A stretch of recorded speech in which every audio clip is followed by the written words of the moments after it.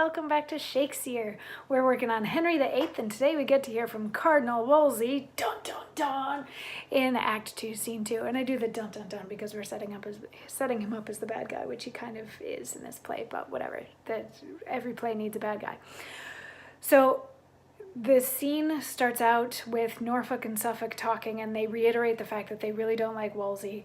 And they also let us know that the king seems to be very distracted, probably by the fact that he doesn't want to be married to Catherine anymore, a woman that he's been married to for 20 years. She is of Spanish descent. She was married to Henry's brother, elder brother, who died, and then she said that their marriage had not been consummated, so she married Henry VIII so that she could be queen.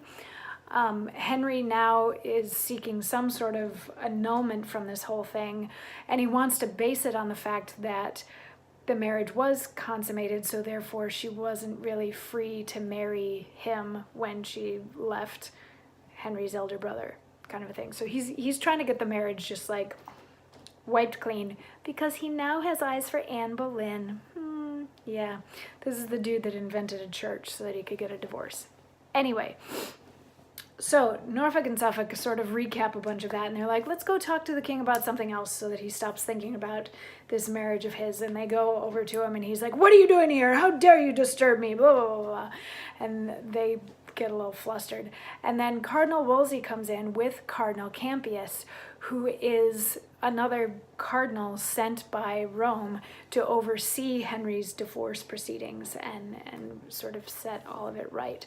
So the king has just sort of exploded at Norfolk and Suffolk, and he's like, what are you doing here? And then the two cardinals come in, and he's like, oh, cardinals. Hi, I like cardinals, because he's from St. Louis. And Cardinal Wolsey says, your grace has given a precedent of wisdom above all princes in committing freely your scruple to the voice of Christendom.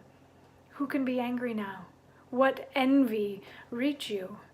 The Spaniard, tied by blood in favor to her, must now confess, if they have any goodness, the trial just and noble.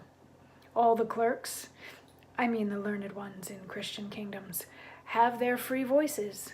Rome, the nurse of judgment, invited by your noble self, hath sent one general tongue unto us. This good man, this just and learned priest, Cardinal Campius, whom once more I present unto your highness.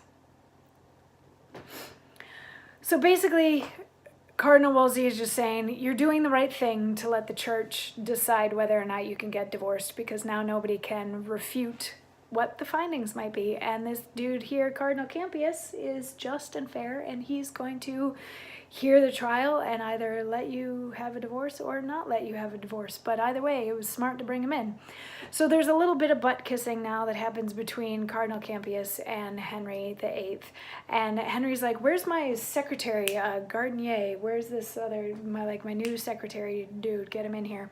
So they bring him in, and as he's coming in, Wolsey holds his hand and says, you know, you have to do what the king says. But Gardenier says, yeah, but you raised me, so I'm also loyal to you. And then he goes and he chats with the king for a brief moment while the two cardinals sort of confer over here.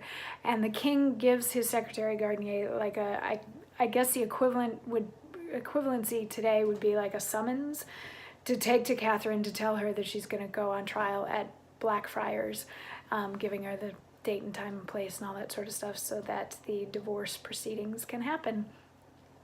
And that's the end of Act 2, Scene 2. Yay, fun.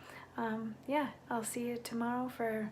I don't think there's any monologues in Act 2, Scene 3. I think tomorrow we're into Act 2, Scene 4. Yep.